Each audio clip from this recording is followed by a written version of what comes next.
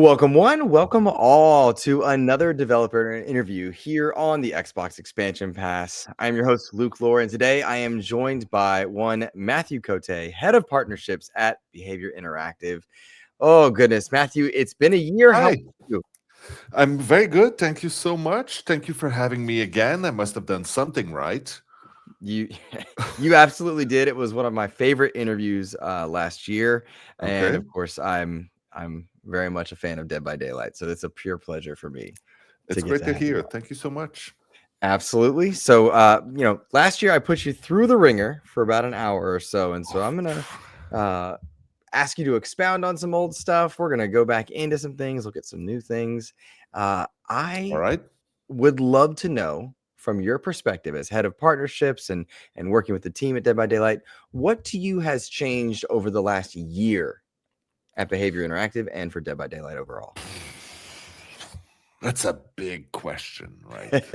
And especially because it's hard to put like specific milestones at moments. Like I look at the last 10 year, we've been working on the 10th anniversary a lot right now because it's coming, it's happening this summer.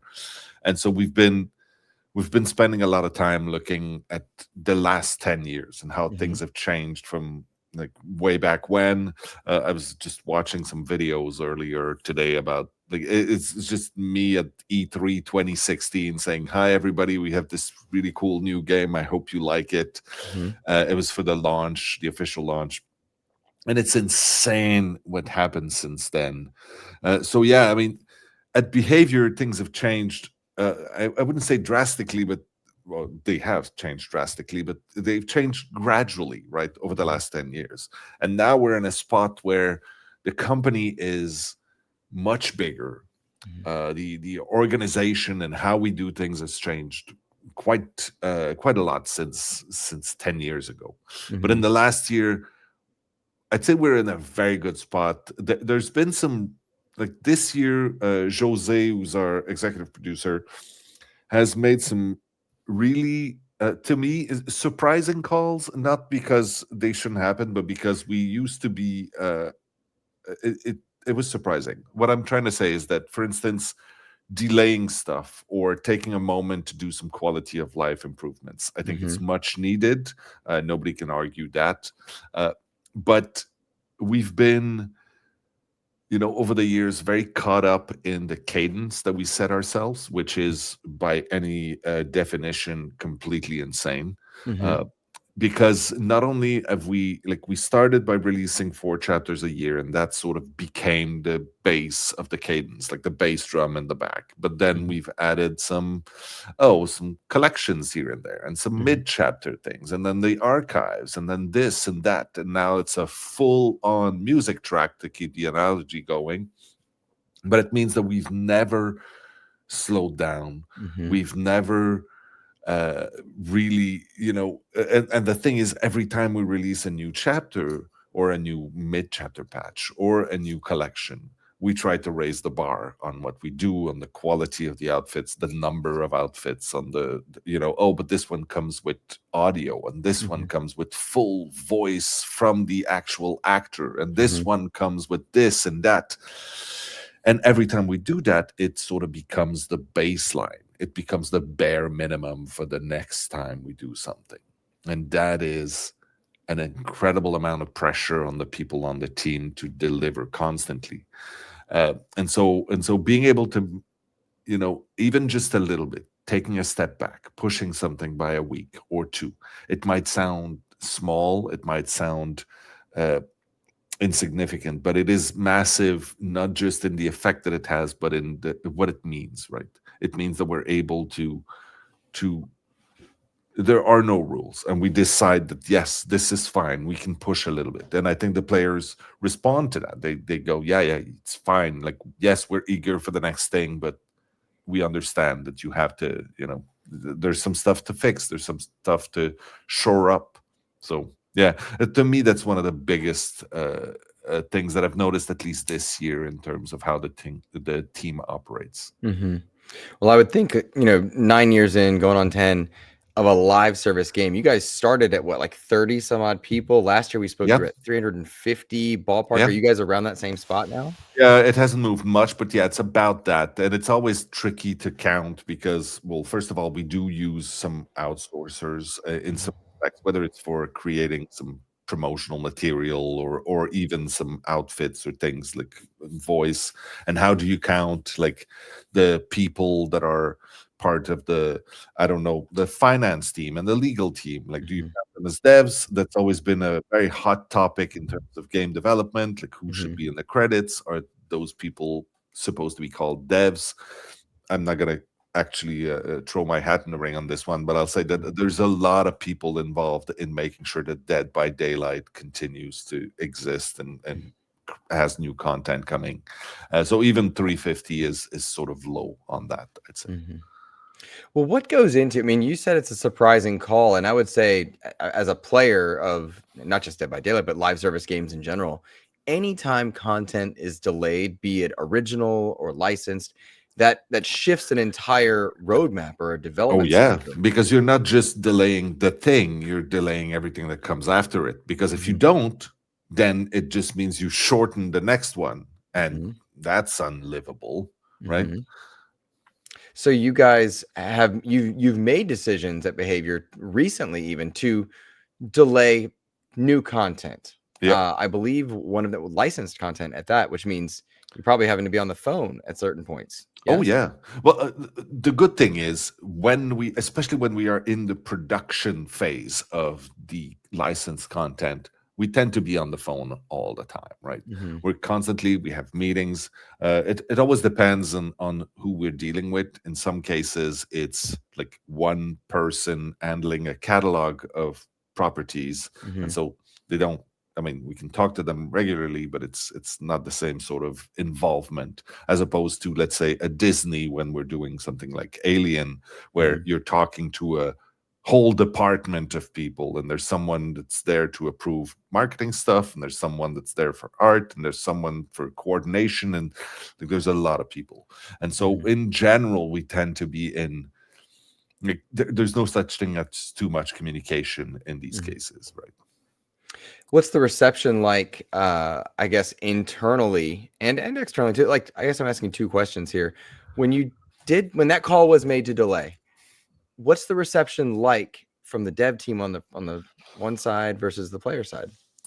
It's but and these are very delicate things to tackle, and I want to make sure that I don't say anything that's not true, first of all, but also that's poorly interpreted, because it's Mhm. very easy to get distracted on this, or to put a weird spin on it. But as a general thing, it is well received because it's especially if it's done for the right reasons, then yes, it is welcome, right? And Mhm. the team, like I said, the team is under an incredible amount of pressure.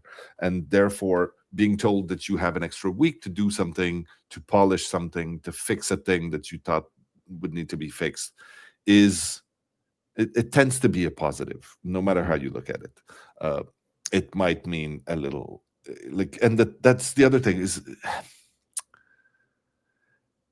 one of the things that I am sad about in the way we do things, but it's inevitable to a certain extent, is We being Behavior or in gaming? we being Behavior, the Okay. dev team, I mean. And it's probably the same for most live games, I would assume. But the problem with a live game, as far as the production is concerned, is that you are never done, and therefore it's very, very difficult to take a moment to breathe and celebrate what you've accomplished. Mhm. And I think that being able to stop and go, wow, what we just did is amazing, is not just important for celebration and for people, but it's critical for morale and for sanity, right? Mhm. You're doing something, you have pride in your work, you're a professional, you're trying to do the best you can. And then once in a while, you do something that is significantly good, right? I think in general, we do some good work, but once in a while, you're like, wow, we really hit it out of the park on this one.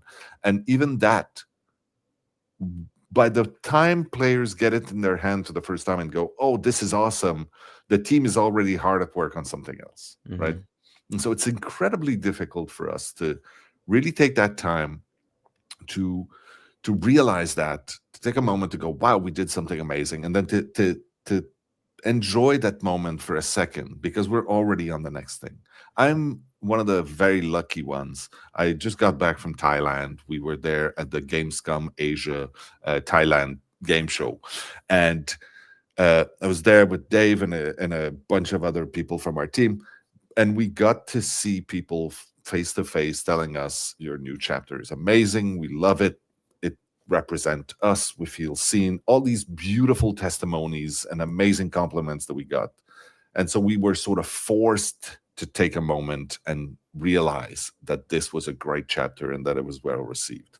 And we Mhm. try as much as we can to bring back some of that energy to the team and share it as much as we can.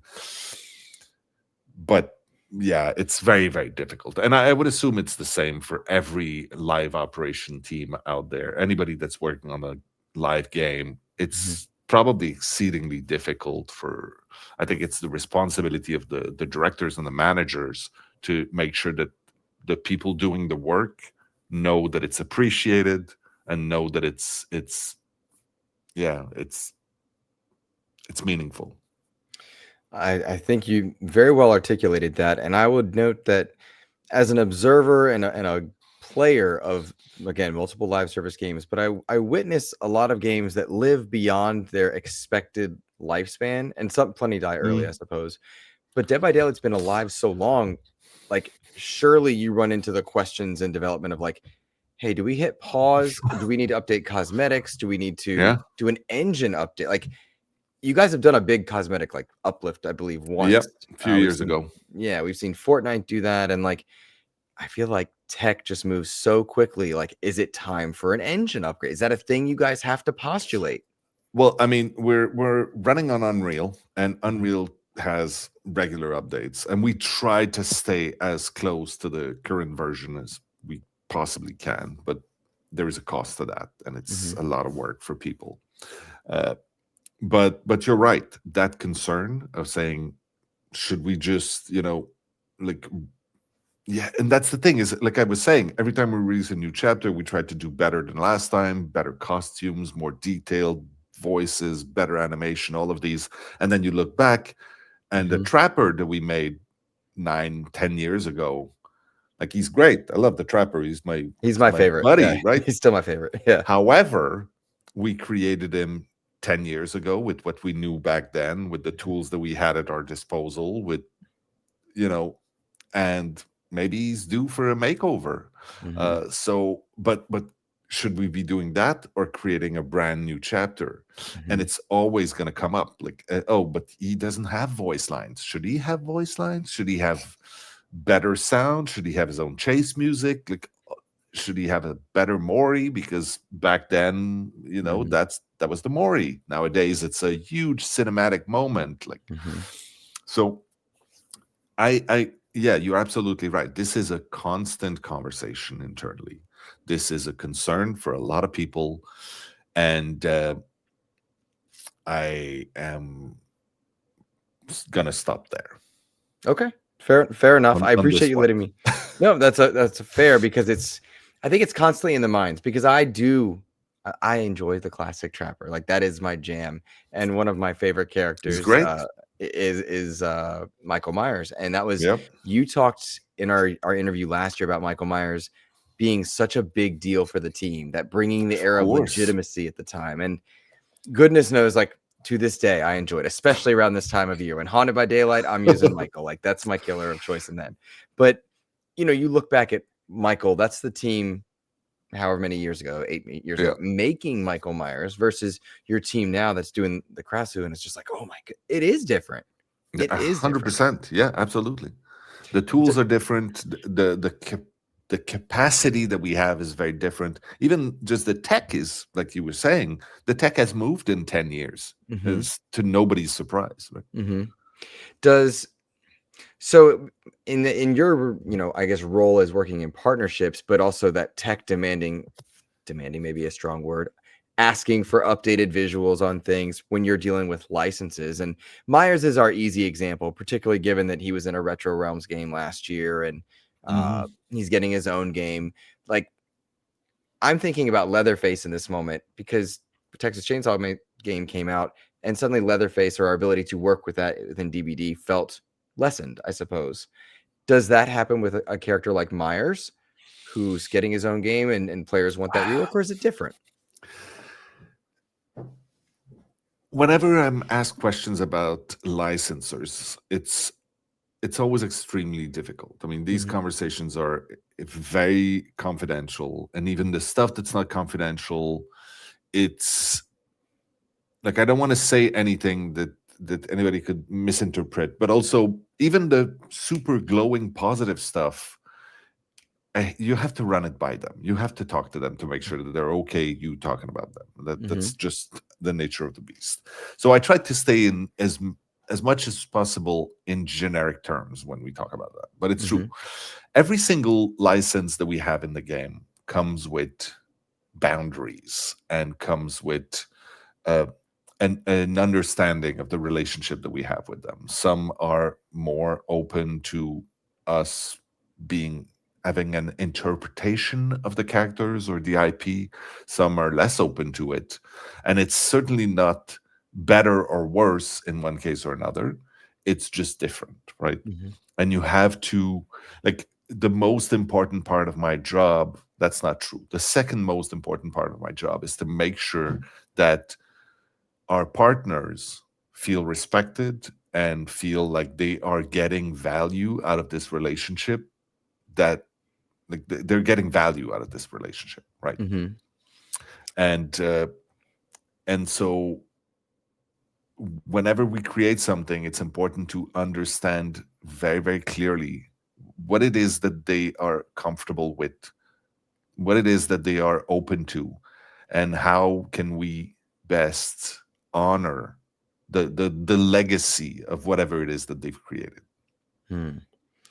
So this might be an extension of the same question then.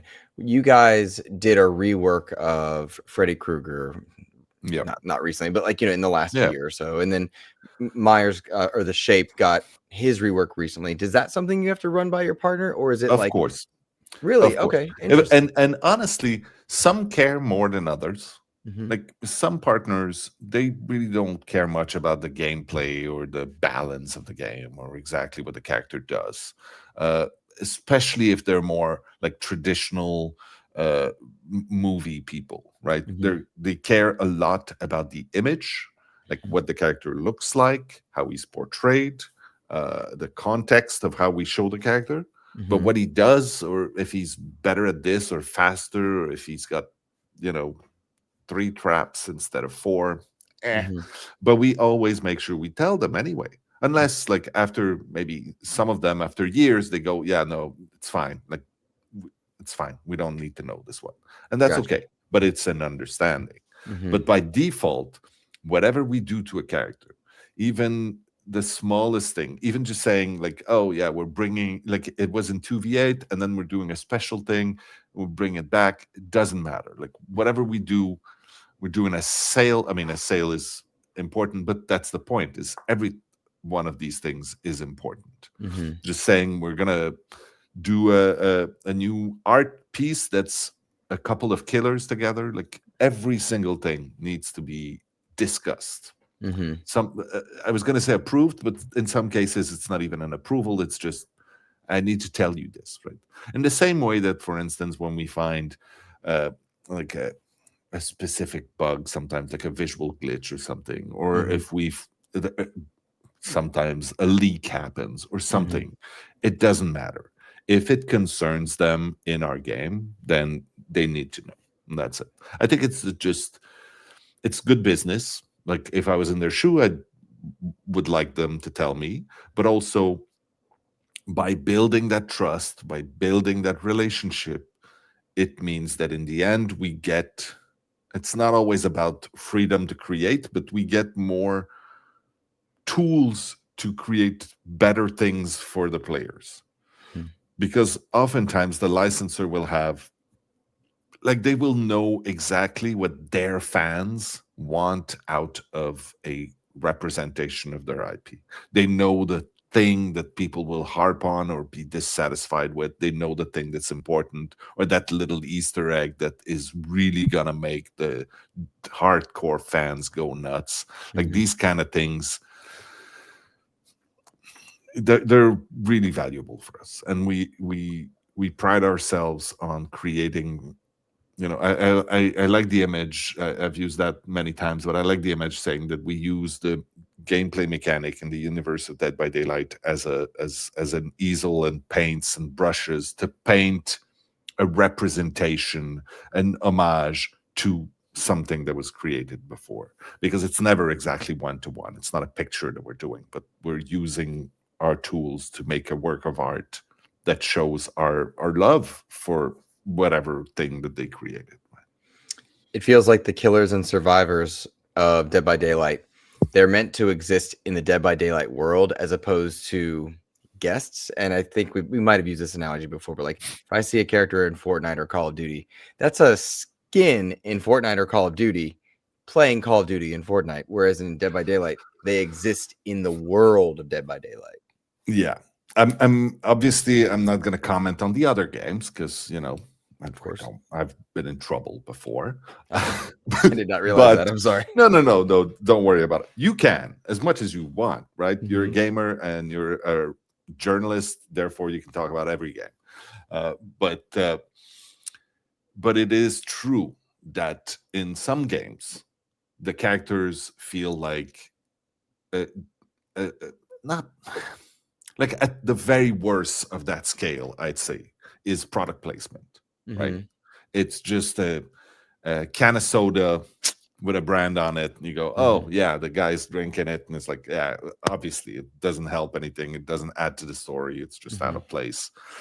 Whereas in Dead by Daylight, you're right, there is an incredible amount of thought and effort that goes into making sure that they are part of that universe. It makes sense for them to be there, and the version that is there is blended into the whole world.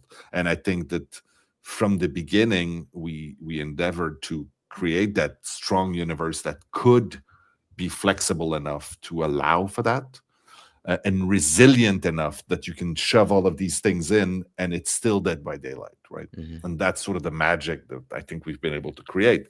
And you're right, and it's the only place where it makes sense to have Freddy Krueger chasing Cheryl in Mhm. Haddonfield.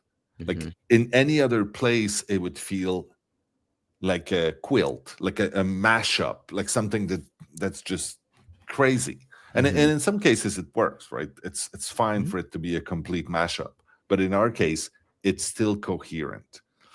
And I think that it took us a couple of years to really be able to put words on it. And it came from, to me, that there was a defining moment. I was talking to the people, the producers responsible for Silent Hill, right? Mhm. And they were telling us what you want to do is great, we understand, but the characters that you want to put in your chapter have never been in the same Silent Hill game. Like they're not in the same universe in Silent Hill, so it doesn't make sense for you to put them together. And I was trying to find a way to explain to them what we were doing and why it would make sense. And I said that, like, imagine you're watching all of the Silent Hill movies, and then you play all the games, then you read all the books that exist and all of these things for a whole weekend, and then you go to bed, and then you have a nightmare about it. And all Mhm. of these things are sort of mashed together, and these characters are in places that they weren't supposed to be, but in the dream logic makes it make sense, right? It's Mhm. the same reason why you'd be in front of a generator going like this, and you're trying to explain. When you wake up, you explain to someone like, I was trying to fix the generator and it made sense at the time, Mhm. but in real life it doesn't make sense, but the nightmare logic of it makes it make sense. And that's why we have those characters that come from all different universes, all different shapes and colors, and you put them together and they keep making sense. Mhm. The price we pay for that is that, as opposed to other integrations, uh, it is extremely costly for us to do that. right? Bringing a new character in means they need to have some perks. They need, if it's a killer, they need to have some powers, the outfits. It can't even be like, even if we were to work on a character from a game and they'd send us like the 3D model with the texture and everything, we still can't use that other than for like scale and making sure that the reference is good, because we have to do everything from scratch, because even the texture, it's very stylized. It has to fit within our world so that it all feels coherent. So it all feels like it's part of the same nightmare. Okay, so this is my ignorance speaking, perhaps, but why why does it need to be so complex? Why not have a skin for a known killer versus creating all the perks, all the things that can come with a new chapter or survivor? Why have to have all that at this point? I mean, Dead by Daylight, it's I big mean, now. don't get me wrong. We've done it, right? We brought in Eddie from Iron Maiden, and we decided there was going to be skins on a few of our original killers. Mm-hmm. Uh, and it's true that creating skins like that is I was gonna say, it's less work than creating a full on power set with perks and everything, and that's true. But even that is quite a lot to do, Mm-hmm. and I think Uh, uh, maybe I'm wrong. I think it's a matter of expectations that we set ourselves. It's a matter of perception. Like, what is a good collaboration? Mm-hmm. Like, is it worth it to do just one outfit? Mm-hmm. Uh, I don't know the answer to that, and I don't think anybody does. It's a gut feeling that we have, right? Saying that if we're gonna do something, then it's only worth doing it if it's big, if it's significant. Mm-hmm. Uh, Is yeah, that because the a light not the but like a license might be expensive or of like course the licenses are expensive. There's Mhm, always an expense attached to them, right? mhm, No matter what it is. Even if we were to pay zero money for a license, which is not a thing that happens, but even if we were to pay zero money for a license, the fact that we have to add a layer of communication on top of everything that we do to make sure that they're okay, to ask for references, to ask for approval, to talk about what they expect, all of this, this is an added cost to the production of whatever it is that we do compared mhm. to original characters. And even then, that's the thing, is like, man, we used to fly by the seat of our pants literally 10 years ago when we created stuff. And we made some mistakes. Don't get me wrong. We made some mistakes and we learned from them. And I think that we were really good at owning up to our mistakes. Done a pretty And I'm good saying job so that's, far. one could say that. Uh, but specifically, I'm thinking of like things that we've done, like maybe like insensitive, the way we presented it, or some of the words that we used, or some of the outfit choices, or things like that. I think that we didn't know better, and we tried things. We were always exceedingly open to feedback, and we did our research. Nowadays, when we do something, I think the Thai chapter is a great example of that. We spent a lot of time with Thai people, with uh, consultants, with people, like we go through our content creators over there, making sure that what we did was authentic and felt right.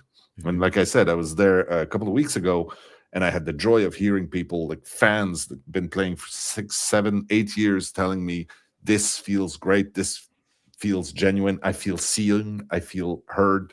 And that's the best compliment we can get in those cases. But it, again, it means that even our original stuff now comes with a lot of cost, because we want to make sure that we do things right. We want to make sure that whatever topics we approach, we don't do it poorly.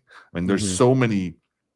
It's always been a very important thing for us to have diversity, and I mean that because the survivors need to feel like real people. They need to mhm, feel like you, like me. I think that it heightens the empathy that you have for them, therefore it heightens the way you react to the game. But also, in a sense, we wanted people to feel like they could see themselves in the game, Mhm. which is not a luxury that everybody has in video games, even today, right?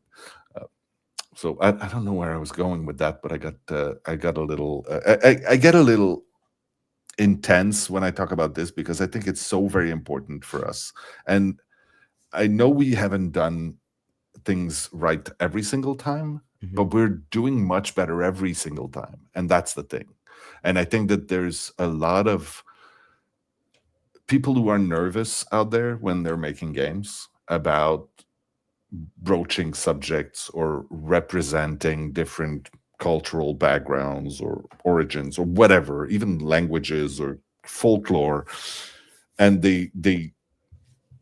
they're nervous about approaching these things because they might not be familiar with it, because they want to make sure that they do it right. And I think it's always better to try anyway Mhm. than to say, oh, I'm not going to take the risk, Mhm. which is oftentimes what happened, which is another reason why you end up with, bland and very generic stuff. Mhm. The I love, and I know that I've heard this before in other interviews from other content creators. Big shout out to Polly and King because they do a great job with their content. But Yeah. I uh, I got to you talk about the research that you guys do, Yeah. the sensitivity, the idea, the cultural awareness, the diversity. It covers so many different ranges of things, and it's funny because, as I've told you, I teach middle school, and I got to Okay. bond with one of my students at the very beginning of the Yeah. school year this year. His name's Ian. I told him I'd say hi, but Hi, he was Ian. yeah. See, there you go. Thank you, Matthew. Yes, but he was telling me how much he loved Sable, but also was playing Right. in the PTB and the Krasu and going through and all the Thai stuff. And he knew every bit of history and regional horror that came with that character, but also knew why he liked Sable, why he liked the perks that come with it, and the complexity in there, but also the sensitivity to it. And it was just, I was in awe because I fell in love with horror because of DBD a year or two Really? ago. Yes, yeah. Okay. I had never been into horror until DBD a few years ago, and then now, my friend, let me tell you, I'm Okay. there opening night. I did the Conjuring haunted house Oh recently. yeah. That was fun. Like I love it. But that sensitivity training, not sensitivity training, the research that you guys have to do Yeah. for that diversity has to be extensive. It has to be. But again, I think we also know that you can never be certain in those matters. Mhm. You can never be. And especially because you ask 100 people and you'll get a lot of different answers. Like Mhm. not everybody interprets things the same way. Some people go, "No, that's absolutely you can say that. That's fine." And some others go, "No, don't ever say that. Like that's terrible." Mm. And you have to sort of be able to to gauge a little bit like what's okay, what's not, because one of the fundamental bits of horror is also there needs to be an element of shock, right? Not as much as in comedy, for instance, where you have to really shake to create the effect, but you need to be able to inevitably you have to take chances, you have to take a little bit of risk to put yourself out there to a certain extent. And so yeah, we I think we keep doing it, we keep doing better. And one of the things is even when we fucked up in the past, I think that people understood that it was never out of malevolence. Mhm. It was never mean spirited. It was never hostile. It was ignorance. It was uh, awkwardness. It was for many different reasons.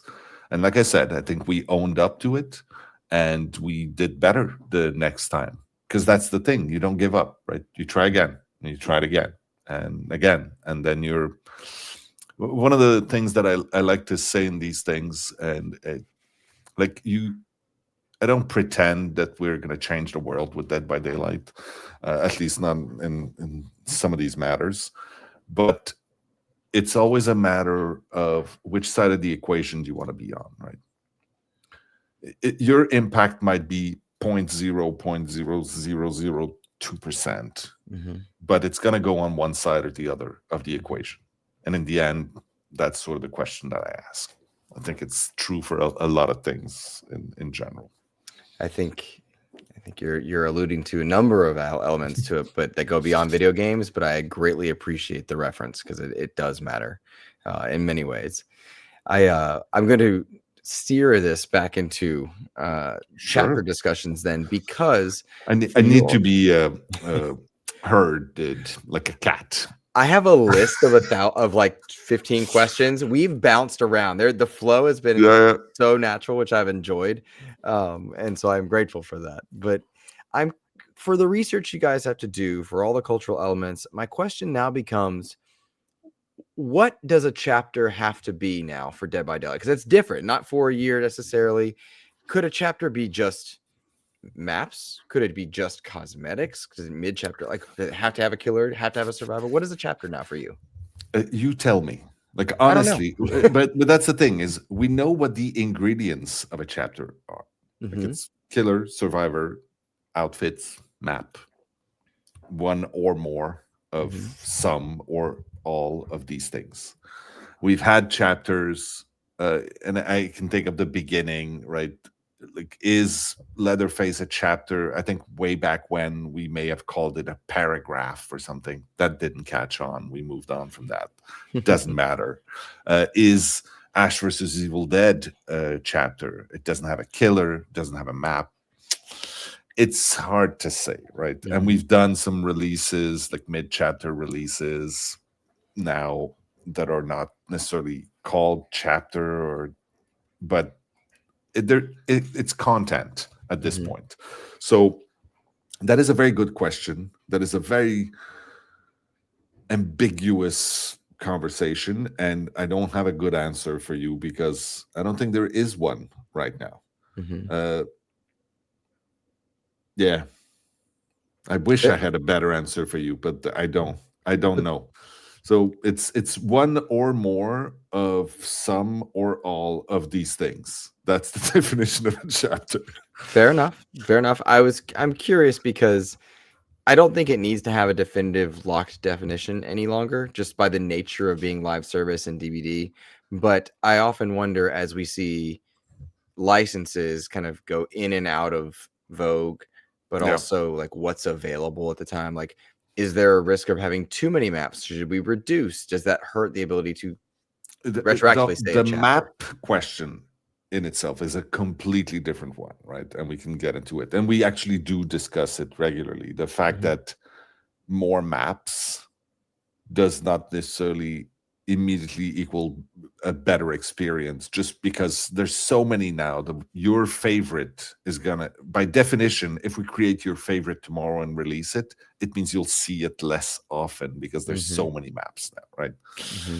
uh, and again, it's another thing where we used to make map a certain way. We've changed ways throughout. We haven't had the opportunity to update every single map out there because there's so many. At some point, we did, cut some out, and there's some changes that keep Mm-hmm. being done.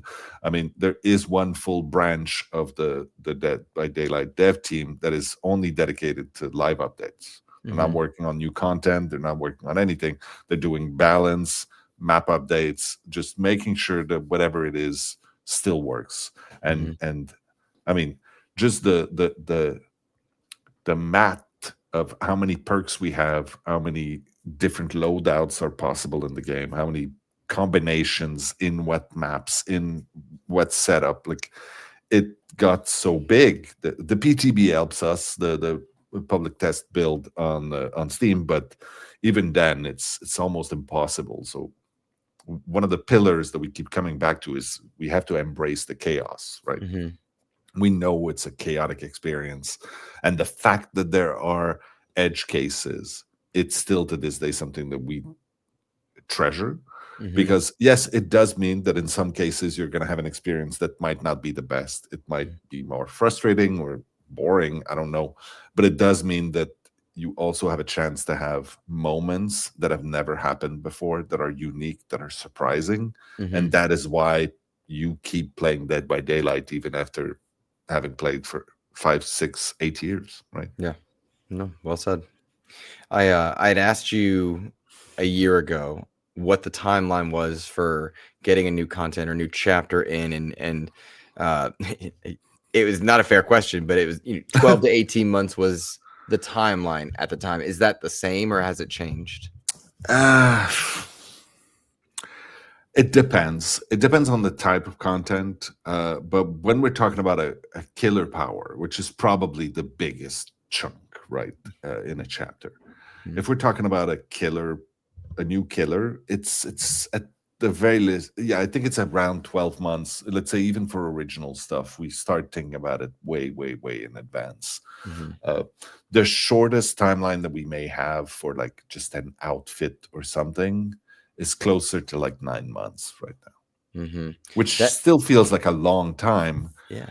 but it's just because there are so many pieces connected in that sort of treadmill or pipeline or however you want to picture it, that it's very, very difficult for us to have the like to be able to short circuit stuff and just shove something into the middle. We're just going to break things if we do that, right?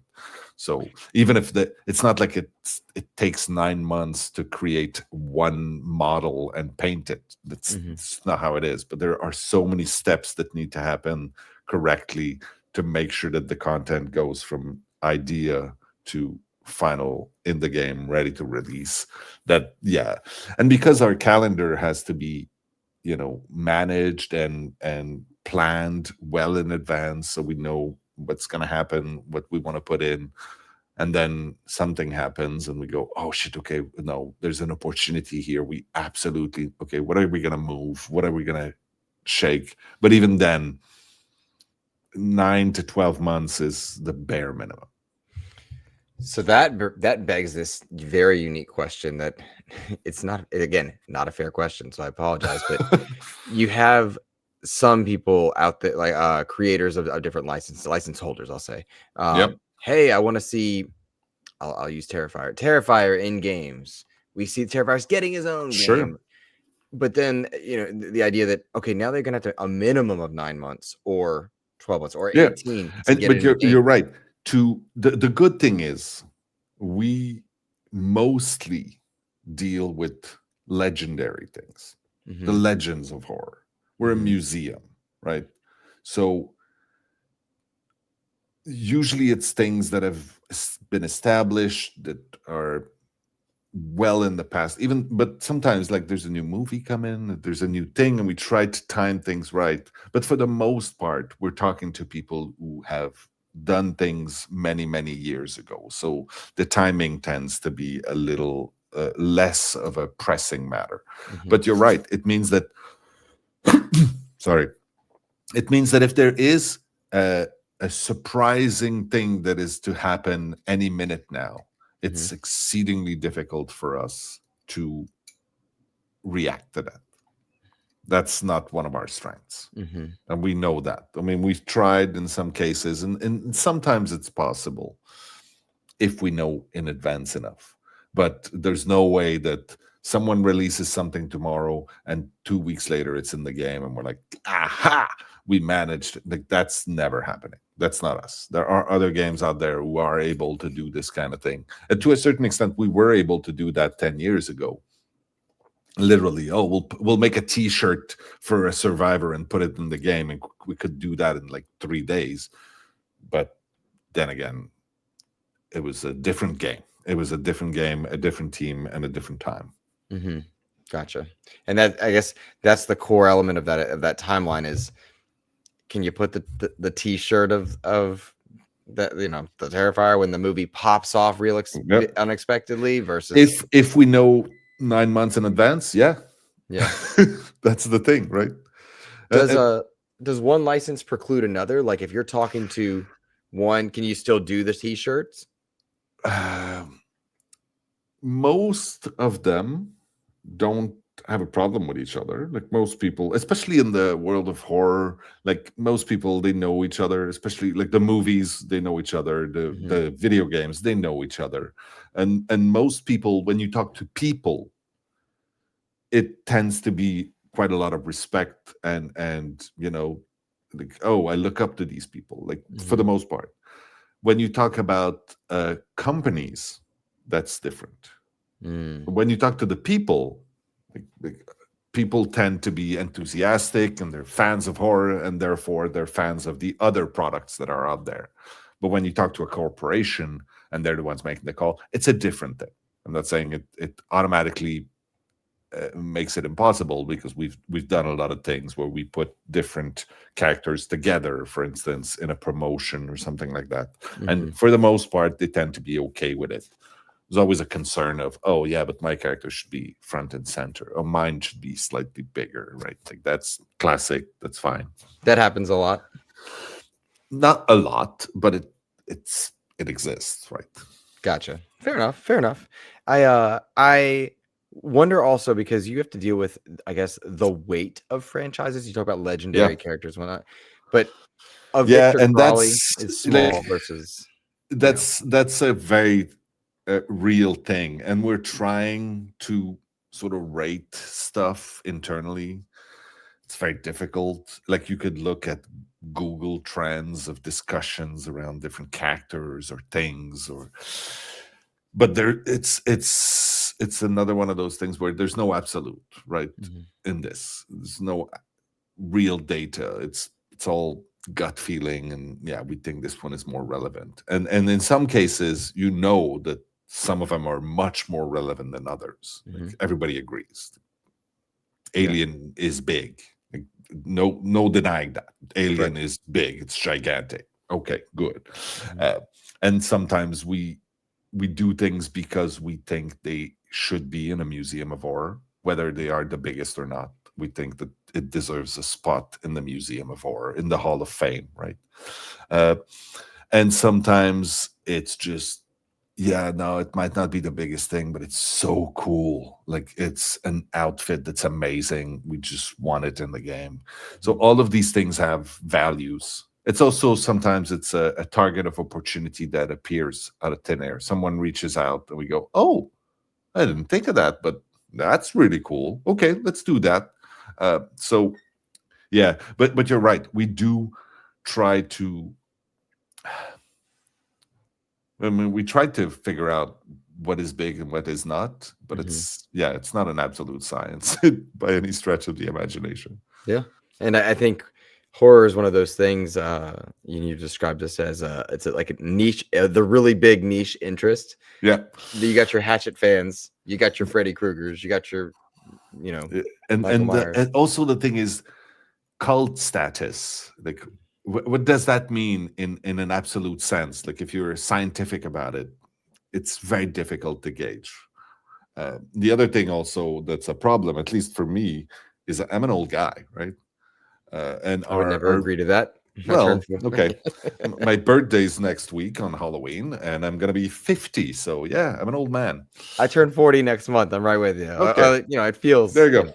I'm just ahead of you on the trail. But my point is, and don't get me wrong, I'm certainly not sore about any of this. I'm the happy one. I'm the lucky one who gets to become old. But it means that when I go, oh, but this thing, we have to have it. Like, it's massive. Like, I grew up on this. It's amazing. Like, it scared the shit out of me when I was a kid. And then our target audience, the core of our players are, let's say, between 20 and 34, and they go, what are you talking about, old guy? Like, I've never heard of that. Like, that's not cool. And I go, but I also know for a fact, talking to young people like King, for instance. Yeah. He's a young guy. He's ridiculous. He's a child, honestly. But like, he's like, I had no idea who Pinhead was. And I'm like, yeah, but Pinhead, like, he's so important to horror. Like, he needs to be there. He's like, yeah. And then I watched the movie, and now I get it, right? And so I think that there's a great element of discovery also through that is very important. And it's, to come back to what we're saying, it's the same with our Thai chapter, for instance. Yes, it's true that for our Thai fans, they felt seen, they felt heard, they felt that it was authentic. It's amazing to hear that.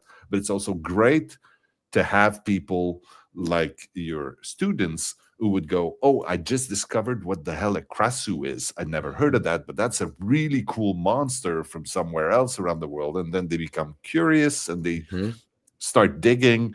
And curiosity is one of the most precious things out there. And so when we do a chapter like the Huntress, for instance, also, or the Oni or the Spirit, like these things were inspired by very, very specific folklore from different places around the world. And the fact that some people discovered them and thought it was interesting, that's also something that's very precious, I think. That regional horror element that I Yeah. think you guys have really touched on. Yes, absolutely.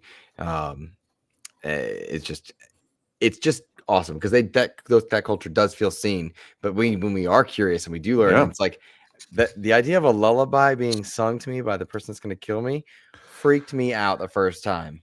And it's like, oh, Yeah, the Huntress, there's a reason why. I mean, she's not like we like the Trapper, but she's almost as big as the Trapper nowadays, right? She is an immediately recognizable character. She could be on the cover of the game. She's not, but she could be. Yeah. Okay, we're gonna loop back to that because I don't want to. Yeah, I have thoughts on that. For sure. I am thinking about the timeline that you guys are working with, whether it's 9, 12, 18, wherever it might be, and licenses going in and out of vogue. We see some characters that are previously off limits that become or show up in other games. And in my mind, Jason Voorhees. We also see people exit Pinhead, right? But then they have their own game. I'm curious if you could talk about what it means when you see Voorhees show up suddenly and he's available in Fortnite and they're open to this idea. And yet we know you've broached that topic in the past.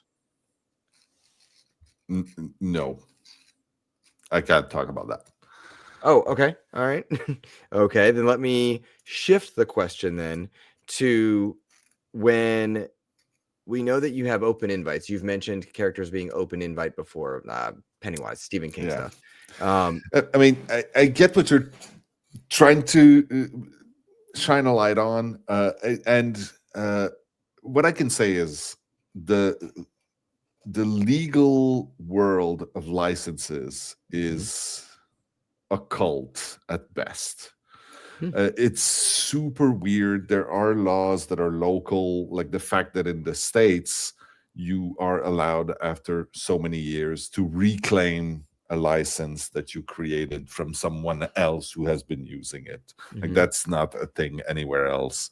And there are so many laws and expertise that clearly I don't have. I'm not even a legal person, but even our legal department very often will go and consult with people who are specifically licensed or trademark experts because it's such a complex world, right? And these things change hands, these things get sued over, these things are constantly in flux. And also like most of the legends that we talk about have many different versions of them. And some people own the whole thing, and some people own a version of it or one context of the character. So it is incredibly complex and it is ever changing.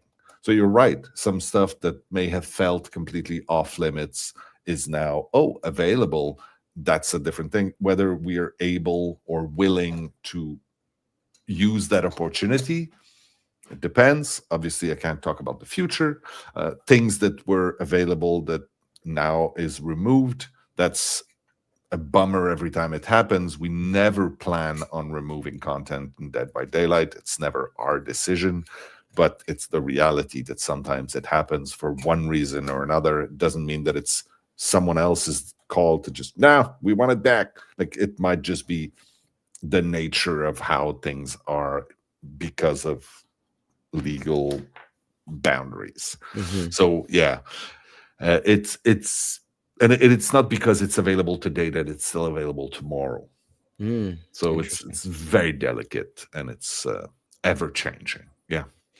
So this sounds like a leading question, and I'm telling you ahead of time because I'm not trying to. So, and if you need to bow out of it, no problem.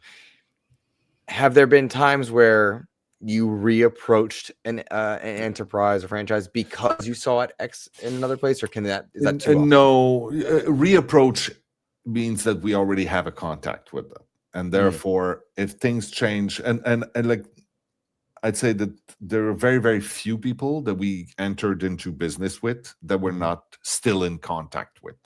We mhm, tend to stay in contact and continue to talk, like I said, even just because, oh, we'd like to bring your character into a new game mode. We'd like to do a promotion with your character and someone else. There's always something to discuss. And mhm, therefore, if the situation changes for one reason or another, we tend to discuss that. And mhm, also, uh, a lot of the people that we talk to have more than one license. Like they're like if you're talking to Universal or you're talking to Disney, it's mhm, usually it's like they have many different things, and therefore, if one becomes unavailable, we might very well still be in business with them for other things. mhm.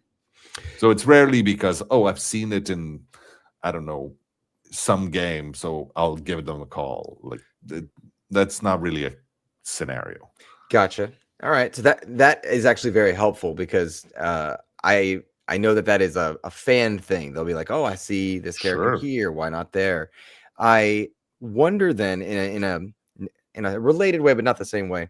So I saw Michael Myers jumping and leaping and jumping when I played the Retro Realms 2D version, sure. right? Now he's gonna have a game dedicated to Halloween. Does that impact how you guys build or work with reworking a character or perks and stuff? Do you have to reapproach that stuff ever? That's it's too specific, Okay. but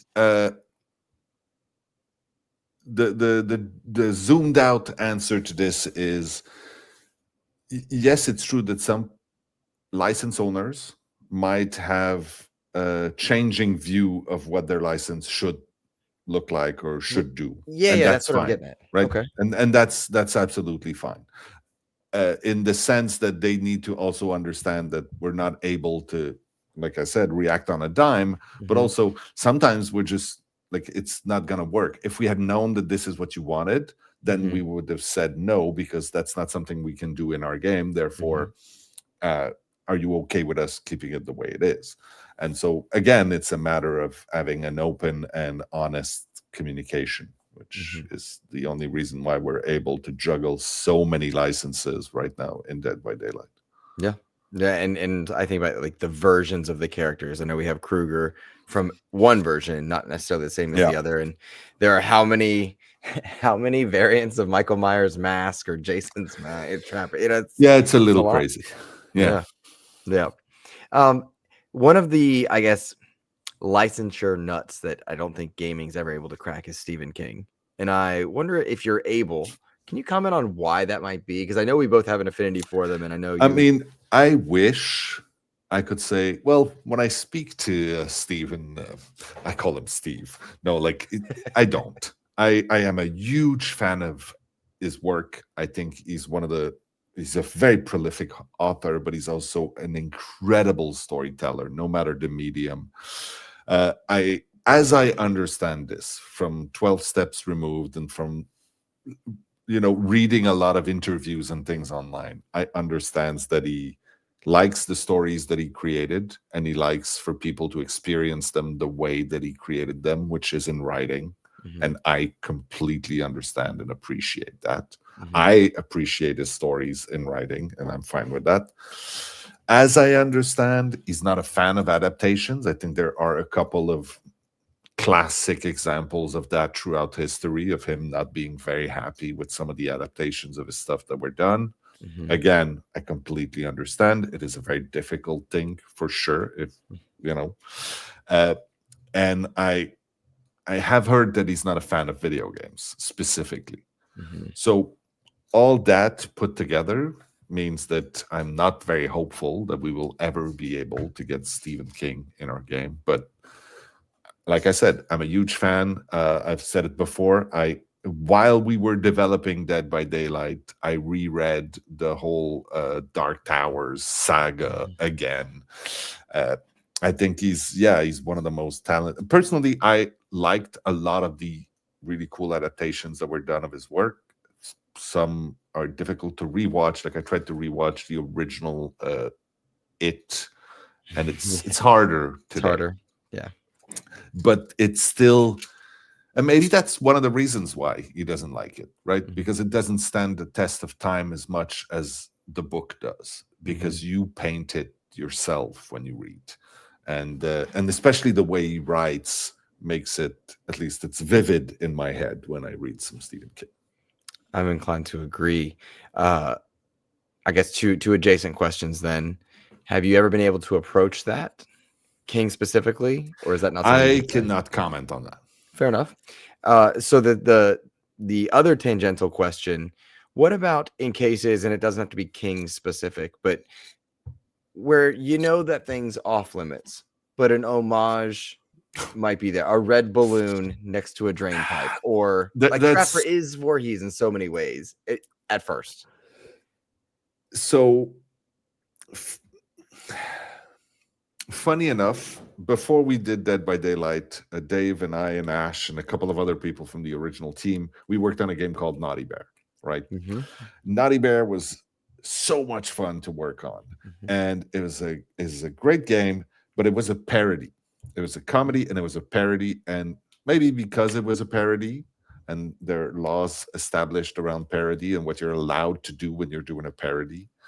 Also, I think to a certain extent, because nobody cared about Naughty Bear and nobody was looking at what we were doing, we did a lot of that, right? Having a bear that's got claws and his name is Jacques Le Tickler, and it's like it's okay. It's we had like a Pennywise like character, and we had a Michael Myers like character, and all of these things we did because it was a parody and it was an homage and it was fine. Dead by Daylight is not a parody. And we talked about the fact that we take these characters and we bring them into our world, and it's an actual representation of them being transferred into our world, and we try to make it so authentic that there is no wiggle room there for parody. Yeah, that's it in essence, right? Gotcha. Yeah. Gotcha. I often wonder, will I get a hatchet that looks like Victor Crawley's just because, or will I see the balloon next to it? Because I one of mean, my favorite moments in DVD is when I see Jigsaw sitting yeah. on things, and I'm like, it makes me happy. Yeah, It's fun. I know what you mean, but that's the thing, is I think we are too authentic to wiggle away by saying it is an homage or it's a parody. And especially like if we had never had a license in the game, it would be a different conversation. But That makes sense. because we have a lot of licenses, then we need to have a license to bring it in. Okay, fair enough. As I'm winding down here because I've taken already an hour of your time, but I do have questions about original versus licensed content because I've heard you at times in your career value original chapters or original content, and other times licensed content. And as a player, sometimes I'm one, sometimes the other, Yeah. depends on what it is, right?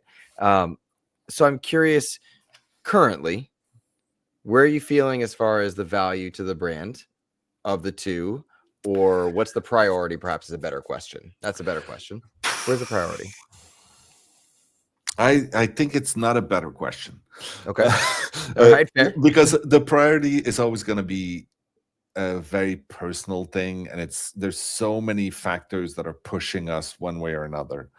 Mhm. And yeah, it's the wrong question to ask, but you can ask me personally about this, and I can tell you I've come to a I think I was way more on the side of the original because I felt protective and defensive, and I wanted to make sure that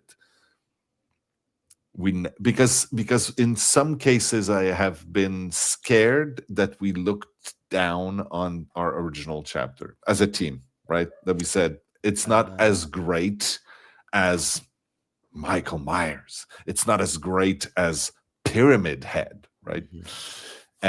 And so I felt a lot of the need to defend our characters in our world, saying it is great, what we've created is significant, it is important, it is beautiful, it is worth celebrating just as much as any of the other things that we've put in the game. I've been on that side of the battle, if battle there was, for a long time. But this year, I think I've been swayed by a lot of people who made a very good argument for the fact that the licenses living in Dead by Daylight are as much a part of Dead by Daylight as the original world that we've done. The fact of the elegance of the integration of those characters into our game is unique, it is significant, and it has immense value.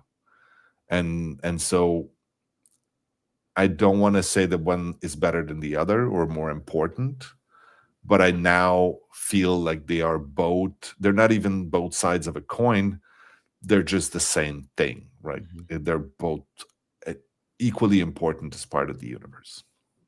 I appreciate the description there because again, it was through DBD that I discovered a love of horror, Hmm. which took me down rabbit holes for any number of characters, right? Sure. And worlds and how they interact. And so I do appreciate the elegance in that answer. I will kind of pivot into asking, we talk about so much that comes to DBD, but also DBD is now showing up in other places, partnerships in anime, of course, That's with true. uh, merchandising and stuff. But we also had something that I was a big fan of, which was we watched a group of characters at the end of a narrative story about Frank Stone walk over and realize, oh my gosh, that's the campfire. Yeah. So like, are we going to see more content like that? Are we going to see more collaborations in anime, a movie, a show? And we're Yes. like, yes to all. All right, sweet. Remember As that. much as humanly possible. We are in talks with a lot of people we like, people that we think are talented and exciting, and people who I think that the biggest question for us is always, are you inspired by Dead by Daylight, right? And so, yes, to that. I want people to have more ways to enjoy our world. We have a comic book run, we have Hooked on You, we have the casting of Frank Stone. Uh, and all of these to me are really, really cool ways to like a prism in which to look at other facets of our universe. And Mhm. we will give you more and more and more in the coming months and years. Okay, rapid fire ish Mm, ish. Casting of Frank Stone. Are we gonna get another game like that connected to DBD? I will not answer the future. Fair enough. Okay. What about Frank Stone himself as a character, or a Mask for Trapper that is more available than the one that exists? You are asking another question about the future. I said I would not Oh, answer okay. about the Okay, future. I see. I put you in defense mode, and I apologize. I Mm, didn't mean to do that. no, Um, that's fine. It's your job. You're doing it well. I'm doing mine. well, let me say selfishly, I loved the idea that I was playing a narrative game and suddenly there were scratch marks, or I Mhm. found a doll that was Yeah, the nurse. And then I was saddened by the fact that I couldn't have a Frank Stone skin or continue that particular version therein. And so I hope that's in the future to say. Um, I hear you. Thank you, my friend. What about seeing, like you said, the Huntress is well known. I love the Trapper myself. Again, you're gearing up to ask about the future, right? You're right, but I guess what I would ask is this: let me go to the past. I'll flip it on you then, Sure. because I realize that it sounds like I'm trying to get you to say something. That's not the case. I am curious. Have you guys talked about putting some of your more well-known characters in other games, skins or gameplay wise? Because How characters is come that to about you the past?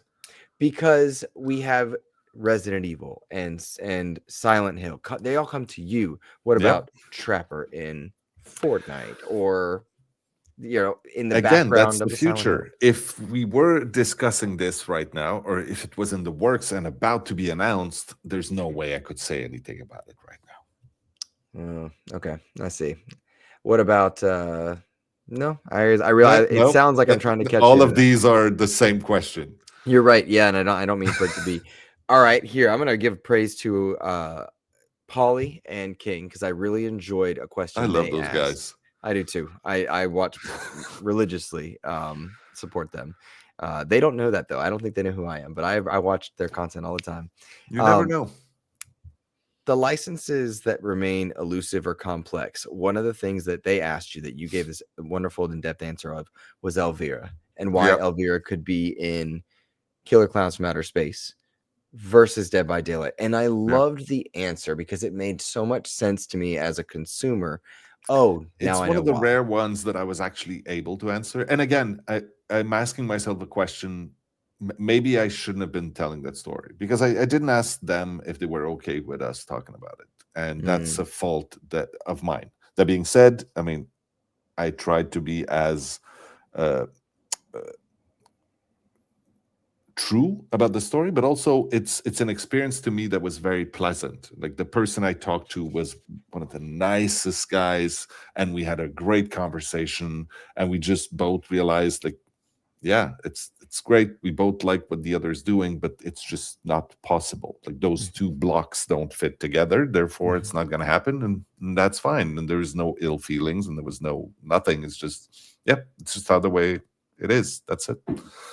But yeah. It made sense to me as I guess a gamer and a listener, and I will praise DBD specifically because there's been a conscious effort on Behavior's part. I think really in the last few months, especially, hear the player, listen, feedback, delay things, right? As Yeah. you were surprised, delay. And so to hear the reasoning was so welcome because I know in your job you are bound by silence in many cases. For a lot of time, yeah. Did it feel liberating for you to get to A say it or little to bit, say it? a little bit, yeah, a little bit. Like I said, maybe I shouldn't have said that. Like Mhm. I really hope that they don't mind, uh, but uh, but yeah, it's tough to. There's so many stories that I wish I could tell, but that's the nature of the beast, right? Gotcha. Well, I want to close on something kind of fun Sure. because truth is this whole thing's been fun for me, but I enjoy the tinfoil hats. I enjoy Oh the people that go down they look backwards and they say, "Oh, was Behavior teasing X or yeah, Y?" Polly made a hi Coop. Yeah, look at that. Okay, Look at that cat. Paulie made a video recently, a tinfoil hat, in which he goes into a deep, deep dive of Mhm. things that he's like, that might have been a hint at this and that other thing. I absolutely love it too. Yeah, Yeah. So are there, and you don't need to confirm specifics, but I would are there not. teases about stuff that that is coming? Is that a thing that Behavior likes to do? And even if they don't mention it Have or we don't ever retroactively hidden confirm? things in other things? Have we ever been a little bit sneaky about stuff in the Mhm. past?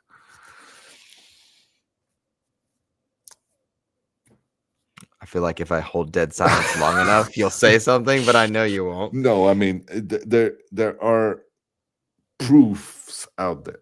Like Mhm. we've snuck stuff in the past for Mhm. fun, and Yeah. yeah, it so therefore it might happen again. It might already have happened. Gotcha. Okay. Fair enough. I always like it because it's stuff that I never catch. And then Yeah. in the deep dive videos, I'm like, oh wow, But look the at other thing that. also is that even when we try to be super sneaky, it takes about 2 minutes, and then people blow it wide open. Really? And then Yeah. once in a while, we tried to do something, and we're like, that's gonna be fine, and then nobody ever finds it. And that's is it more frustrating or better? I don't know, but it's fun. If there is, I don't want to know what, but are there things people have missed? I'd say so. Yeah. That's Would I good. be That's fun. wrong? I don't know. Yeah. That's fun. That's fun. Are All there right. things in there that I don't know about? Possibly. Possibly fair. I appreciate it. Well, you've been Matthew, you often have to be very defensive and quiet about certain things, but I Yeah, and appreciate there's so many of the no answers. ill feelings there. I'm just yeah, we're both doing our jobs as consummate professionals, and I think that people might enjoy the swashbuckling. Well, I've had a blast, and I am Me grateful too. for your time. Is Always a there any pleasure. agree? Yes, agreed. And I hope this becomes a tradition because it's I, 2 years in a I'm row in. now. There you go. Sweet. Is there anything you want to tease or have people look to before we close us out? No, I absolutely do not. No, I'm not gonna do that. I'm gonna get in so much trouble if I say anything. Fair enough. Well, I will point players to that are of DBD. I've had a blast in Haunted by Daylight. I think we have another 2v8 coming soonish. Yeah, I think so. Feel like I heard that right. And I will tell anybody that's listening to please, one, go support the people that make the games that you enjoy, support the Yep. creators that make the content you enjoy. It means the world to me. Mathieu Cote, thank you for your time today. A great pleasure. Thank you so much for having me. Stick around after this cool little video. That's it for me, guys. Have a fantastic rest of your week. Take care.